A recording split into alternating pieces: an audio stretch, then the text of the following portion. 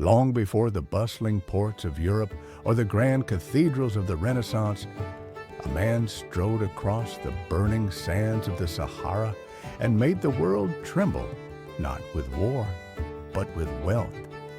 He was Mansa Musa, the 14th century emperor of the Mali Empire, and to this day he is considered the richest individual who ever lived. His fortune was so vast that he disrupted the economies of entire regions simply by passing through. But Musa was more than just a man of gold. He was a builder of cities, a patron of scholarship, a guardian of Islam in West Africa, and a legend whose shadow still looms across the Sahel. To understand the full weight of his story, we must return to the heart of Africa in the 13th century, to a time when deserts were highways, griots were historians, and gold ran like water beneath the soil. The Mali Empire was founded in the early 13th century by Sundiata Keita, the Lion King of West African oral tradition. Following the decline of the Ghana Empire, Mali rose to prominence through strategic conquests and control over gold and salt trade routes. The empire's power base lay in the fertile lands near the Niger River, which provided a lifeline of water, commerce, and sustenance for the vast kingdom. By the time Musa ascended the throne in 1312 CE, Mali had already begun to establish itself as a formidable power in West Africa. Yet Musa would take the empire to heights never before imagined.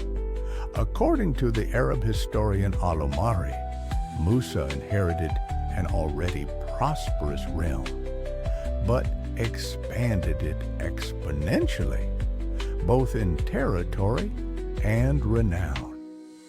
Musa wasn't originally meant to be king. He was appointed deputy by the previous Mansa, Abu Bakr II, who famously vanished after setting sail on a massive expedition across the Atlantic, never to return. With the throne vacated, Musa, then a relatively obscure figure, assumed power. It would prove to be a world-altering event. His rule marked the beginning of an age of incredible expansion. Under Musa, the empire grew to cover parts of modern-day Senegal, Mauritania, Mali, Burkina Faso, Niger, the Gambia, Guinea-Bissau, Guinea, and Ivory Coast.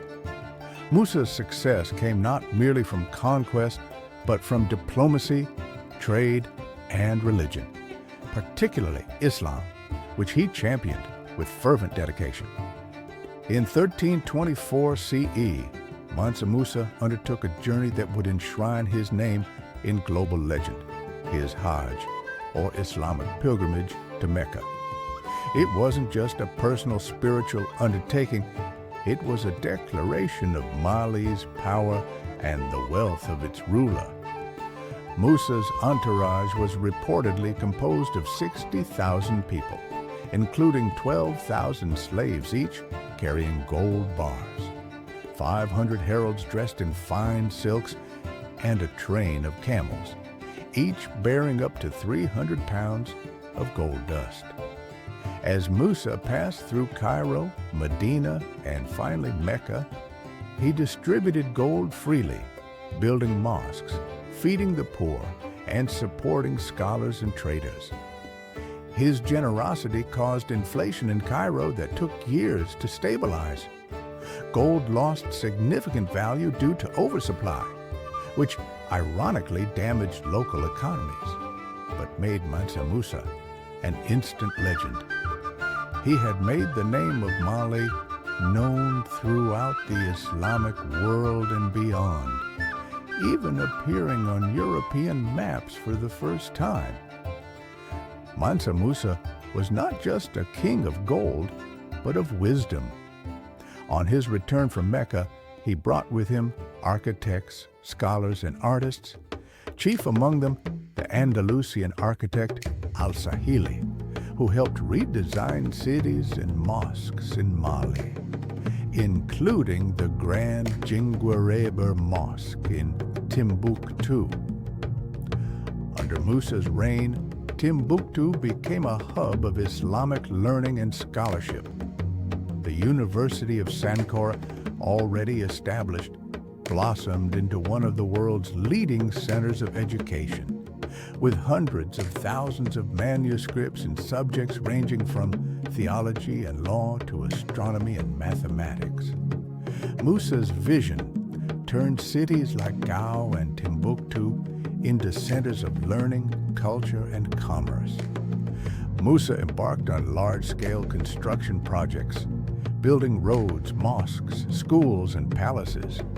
He emphasized urban development and encouraged the migration of skilled laborers from across the Islamic world. Gold and salt were the primary drivers of the economy, but Musa invested in agriculture, irrigation, and bureaucracy. His reign established institutions that would sustain Mali long after his death. He created systems for tax collection, trade regulation, and military logistics that ensured regional stability. He also developed diplomatic relationships with other Islamic states and regions, including Egypt, Morocco, and even the distant Ottoman Empire. Mali, once a local power, now stood among the great Islamic civilizations. Mansa Musa likely died around 1337 CE, leaving behind an empire that was rich, stable, and culturally vibrant. His successors inherited a golden age, though none matched his grandeur. His name and legacy endured not only in West African oral traditions, but in global histories. He was immortalized in the Catalan Atlas of 1375, where he was shown seated on a golden throne, holding a golden scepter and orb. European mapmakers, dazzled by tales of his wealth, etched Mali onto their maps for centuries. While the world often reduces Mansa Musa to a symbol of untold wealth, his true legacy lies in what he built and preserved. He elevated African civilization in the eyes of the world, championed Islamic scholarship, supported education, and created systems of governance and economy that influenced West Africa long after his death.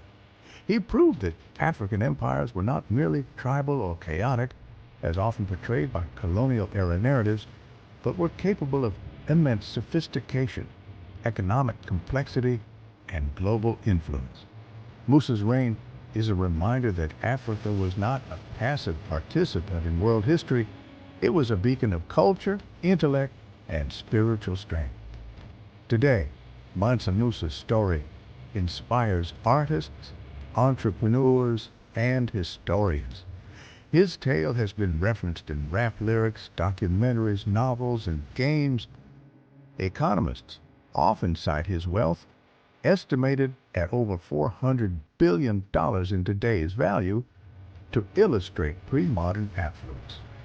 Yet his legacy also challenges the Western-dominated narrative of history, reminding us that greatness, vision, and wealth were never the sole province of Europe or the East.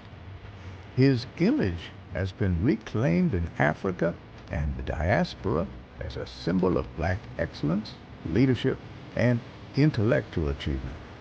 Statues and exhibits honor him, and his name continues to echo through schools, cultural centers, and digital storytelling. Mansa Musa's empire eventually faded, beset by internal strife and the encroachment of colonial powers centuries later. But the blueprint he left, of a state enriched by trade, faith, knowledge, and diplomacy, remains an enduring lesson in leadership. In the red dust of the Sahel, in the still-standing mosques of Timbuktu, in the yellowed manuscripts hidden away in ancient libraries, the story of Mansa Musa continues to whisper to those willing to listen. He was not just the richest man who ever lived, he was a visionary who redefined what power, purpose, and prosperity could mean in a world shaped by gold and faith. You've heard the whispers. Now dive deeper. Like, subscribe, and awaken the forgotten. This is Tales from Creek.